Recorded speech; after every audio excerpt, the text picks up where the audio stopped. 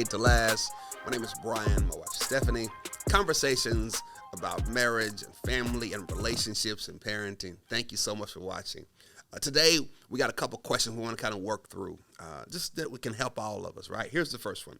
How do you know you found the one? How do you know you found the one? Let you start. No, you start. Okay, so I think there are several signs that help you to know you found the one, right?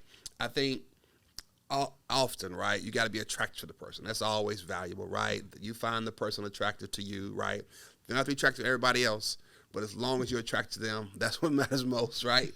Then it is also, is there a chemistry, right? Is there a connection? Is there something about them that makes you want to be with them, that makes you admire them, respect them? I think that's another piece. The other piece you got to look at for spiritually, like, are they a Christian, right?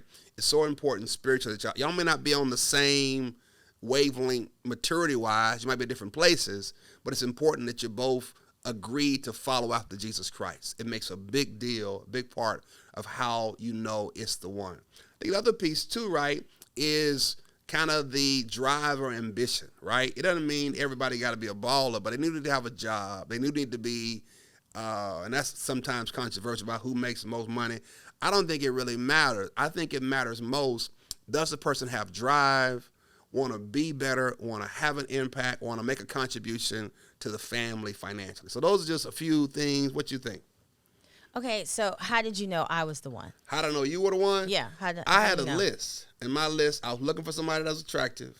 I was looking for somebody that had drive and ambition. I was looking for somebody that I could have fun with and could be connected to. I was looking for somebody that, those are really some of the 3 or 4. There was a Christian, right? Spiritually, we connected. So those were the 4 or 5 things I was looking for. And so I was just asking God for it. I was looking for it. I was, checking out different things. I didn't find over there. Didn't checking find out over different there. people. And then I said, oh, there it is right there. She got it. She got everything that I'm looking for. She wasn't, you were an hour half away at a whole nother school. But, I mean, you had everything. But I was looking for, I called it the total package, right? For me, it was both the inside and the outside. Okay. So that's what I was looking for. That's how I knew you were the one. But Okay. but it took a minute. I had to. We started talking. We talked on the telephone for a lot, right? Just we getting sound to know so you. old. Talk on the telephone. Yeah, talking on the cell phone. Mobile phone. I talked to you for a while, getting to know you, and then over time, I don't know at what point though. I realized, I don't know if it was 3 months, 6 months, a month. I don't know, but somewhere in there, it became clear that you were marriage potential, that this might work. I think it's interesting though, because I was out to dinner with some friends the other day, and they were talking about just what this timetable is and what this timetable looks like and so on. Like, for some people, they knew they're the one. Like, how do you know that person is the one? Like, if they're taking like a long time, if I'm dating this person for like a year, or when do you finally just say, okay, that's it, we're not going to date anymore, you're not the one, or so on? I think it's different between dating to marry and dating to date. Mm-hmm. I think some people, they just having fun. Like, they ain't really even looking for marriage. It ain't even on the radar. It's just like, I'm having fun. Mm-hmm. I'm in relationships. It's just doing it.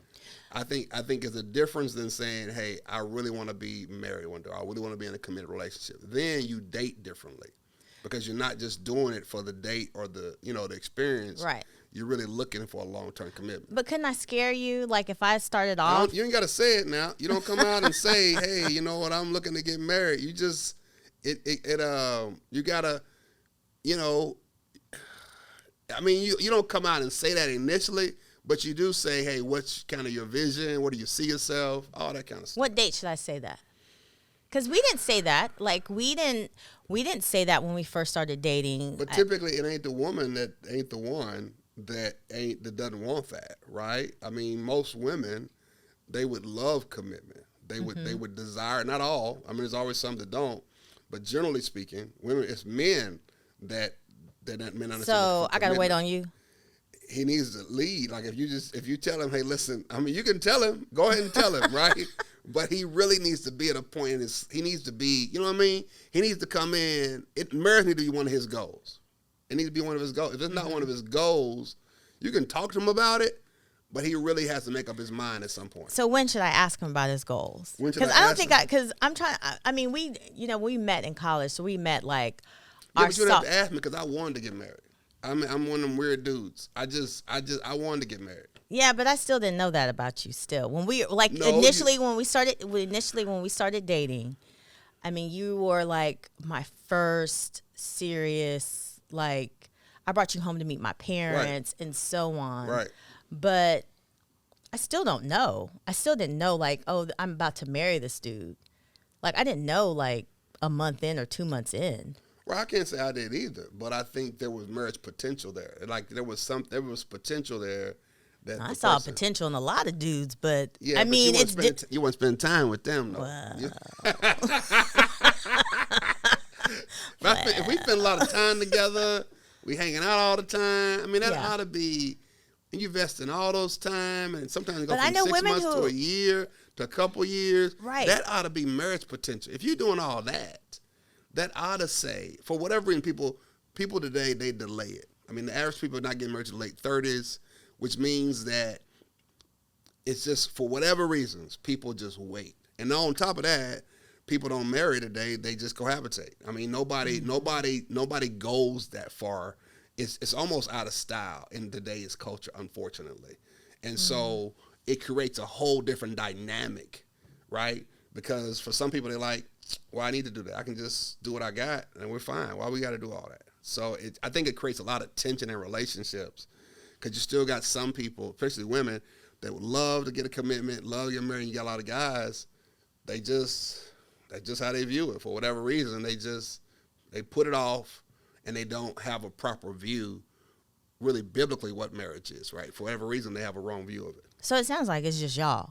So a lot of it sits at the feet of God. I mean, I don't about for the issue of a slowness in a relationship or marriage. It sits at the feet of men. We don't take the initiative.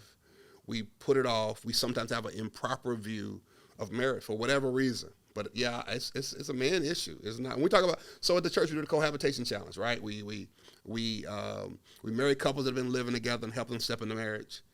Like 9 times out of 10, it ain't the woman that's been waiting. It ain't her fault that they've been waiting. It's the man. It's the dude that show up in the class, and and he's like, oh, okay, yeah. Or he might say, hey, I've never seen a healthy marriage, so I just was like, hey, we just go. Or he just never took the initiative. Nobody ever challenged him. He never saw it.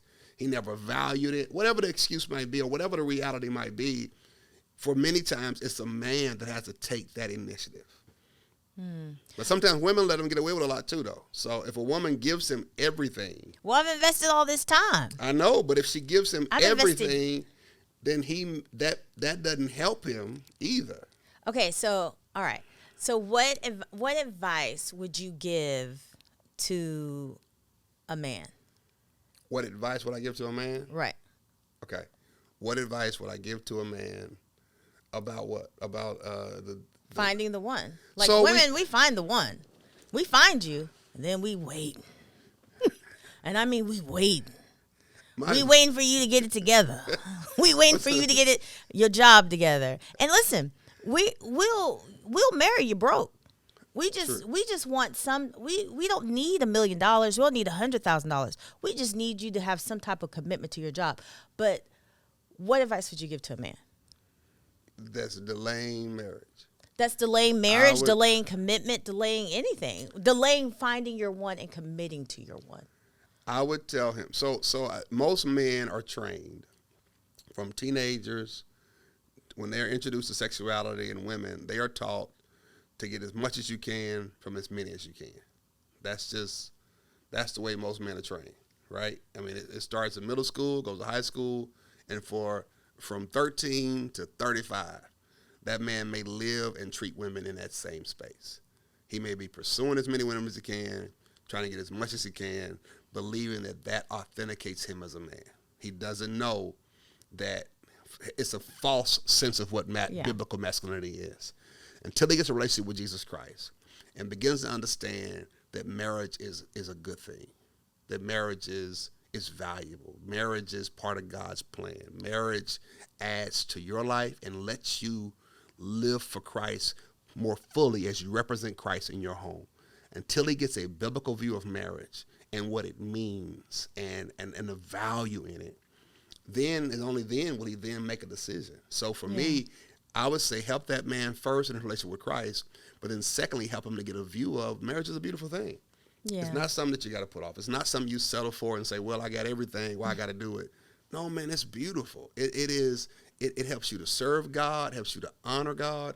It helps you to represent God. It builds a foundation for your kids. Your kids can grow up in a place where they can see mom and dad, even if you didn't see it. Right. They have to get a biblical view of it. And when they get that view of it, I think it changes. Okay. I've seen men. I've watched men. I know a guy right now. Nobody in his family was married. We helped him step into marriage. It's been a game changer for his house, for his kids, for his friends around him, for his extended family, because he made a decision that he wanted to honor God and get married. So, guys, we can do it. You know, sometimes we need a little help. You can do it. We can do it. We can do it. So, man, thank y'all so much for watching this episode of Made to Last. Like, share, put in the comments how you know it's the one. This whole matter of how does men take the step. Listen, man, we appreciate you guys. We appreciate you for watching. This has been Made to Last.